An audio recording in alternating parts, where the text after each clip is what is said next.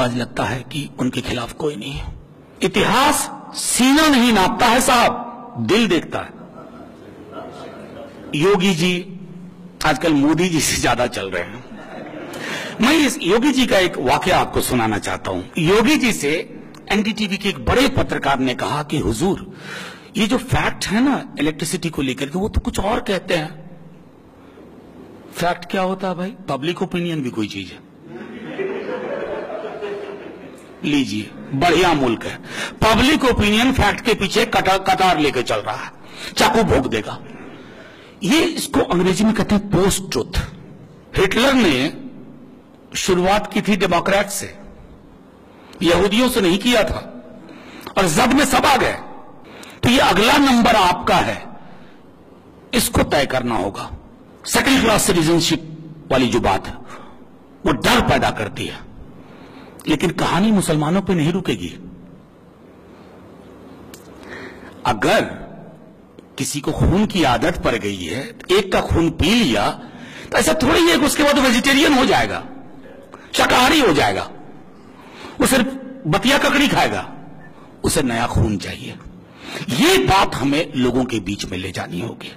जवाहरलाल बहुत याद आते हैं इन दिनों।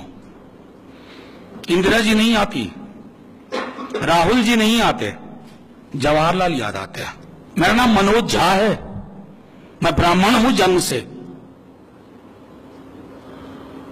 मेरे लिए मुश्किल उतनी नहीं है, लेकिन मैं देख रहा हूं कि मेरा मुल्क देखते देखते बदल गया। तकसीम के वक्त भी ये डिसइंफ्रेंचाइजमेंट नहीं हुई थी, आज ये हो गई और ये खबर नहीं बन रही है। और इसमें शरीके गुनाह सिर्फ भाजपा नहीं है, हम सब शरीके गुनाह। पहली बार जब उत्तर प्रदेश के नतीजों पर मुझसे पहली बार एएनआई बाइट लेने आई, मैंने कहा हुजूर भाजपा जीत जाती है, मुझको कोई दिक्कत नहीं थी, मुझको इस जीत में तकसीम की बू आ रही है। इतना तो 46-47 में भी हम नहीं बटे थे। पहले लोग मीडिया से उम्मीद रखते थे, अब मीडिया में डीएनए एनालिसिस करने वाले लोग हैं जो आपकी अनुमति के बगैर, इजाजत के बगैर आपका डीएनए दिखा देते हैं। जो ककड़ी कड़वी है वो भी इमरती की तरह बिकेगी, तो इमरती की तरह बिक रही है। डीएनए एनालिसिस कर रहे हैं और हम सबको राष्ट्रद्रोही बता रहे हैं। और उनको पता नहीं कि मुल्क की मोहब्बत का अगर कोई मीटर बनाया जाए तो शायद आपने और हमने वो मीटर पारा तोड़ के बाहर निकल आएगा। ये मुल्क कुछ नियामकों पे बना था, कुछ मैट्रिक्स थे, कुछ पैरामीटर्स थे। आजादी आजकल बड़ा मुश्किल है, आजादी बोलना भी। ना जाने किसके कान खड़े हो जाए, ना जाने कौन से थानेदार को मेरा आजादी बोलना बुरा लग जाए। आजादी, न्याय, समता, बराबरी और सेक्युलरिज्म। क्या वजह है कि पूरी सेक्युलरिज्म की लड़ाई और उसकी बात को मुसलमानों तक महदूद कर दिया गया? सेक्युलरिज्म मुसलमानों का मामला नहीं है भाई। सेक्युलरिज्म सबसे ज्यादा इस मुल्क के 3/4 हिंदुओं का मामला। आपने ये चुना था, ये आपकी ख्वाहिश थी, और आज सेक्युलरिज्म बोलते ही धन्यवाद उन टेलीविजन के दोस्तों का जिन्होंने secularism is equal to Muslims कर दिया। ये मुसलमान नहीं बोलकर सेक्युलरिज्म बोल रहा। ये कैसे हुआ? नेहरू के बाद और खास तौर पे 80 के दशक के बाद लोगों ने सेक्युलरिज्म और जस्टिस को अलग कर दिया। किसान आत्महत्या कर रहा है, बेरोजगारी इतनी है,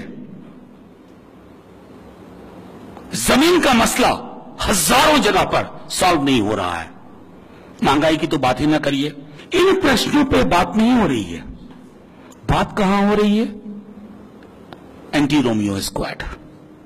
जिस समाज में मौलिक प्रश्नों से हटकर बात होने लगे, आप समझ लीजिए वो समाज बीमार हो गया।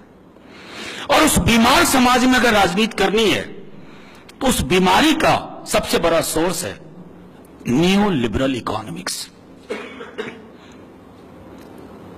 हमको, आपको, सबको एक एक तिनका जोड़ना है। ये 5 साल का खतरा नहीं है। चुनाव उत्तर प्रदेश में हार गए, हो सकता है कल जीत जाए आप, कल गुजरात में आप जीत जाएं। इलेक्शन जीतने की कभी खुशी मत बनाइए और न हारने का गम। आप आइडियाज में जीतिए। सेक्युलरिज्म की पूरी लड़ाई सामाजिक न्याय के चादर के साथ होगी। अलहदा लड़ाई नहीं करेंगे हम, अलहदा लड़ाई लड़के हम देख चुके हैं। सामाजिक न्याय कोई डिनाई कर सकता है? 52% लोग कह रहे हैं दिहाड़ी मजदूर हैं।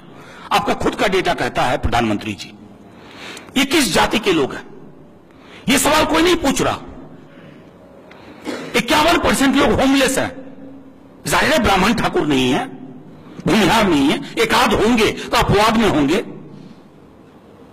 क्यों ऐसा हो रहा है? हमने पूरी लड़ाई को तमाशे में तब्दील कर दिया है। इस तमाशे की राजनीति को खत्म करना होगा। जिंदा कौमों के बीच में राजनीति करने वाली पॉलिटिकल पार्टी अगर इलेक्शन कमीशन के डेट अनाउंसमेंट के बाद ही जगेंगी तो आपके जागने का कोई मतलब नहीं है। आप सोते रहिए, आप सोते हुए अच्छे लगते हैं, आप लगातार सो रहे हैं। हमें आज जरूरत है इस मुल्क में नेहरू की पॉलिटिक्स की। दुख इस बात का है कि नेहरू का कत्ल करने बीजेपी नहीं आई, कांग्रेस ने कत्ल कर दिया नेहरू का, और बार बार जिबा किया कांग्रेस ने नेहरू का।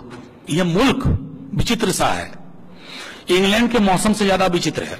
कभी अर्श पर, कभी फर्श पर, कभी तेरा दर, कभी दर बदर, गमे आशिकी तुझे क्या पता हम कहां कहां से गुजर गए। ये उस तरह का मुल्क है।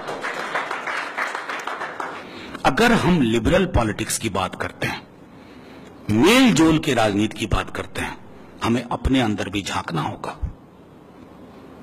और यह हर समाज पे लागू होता है।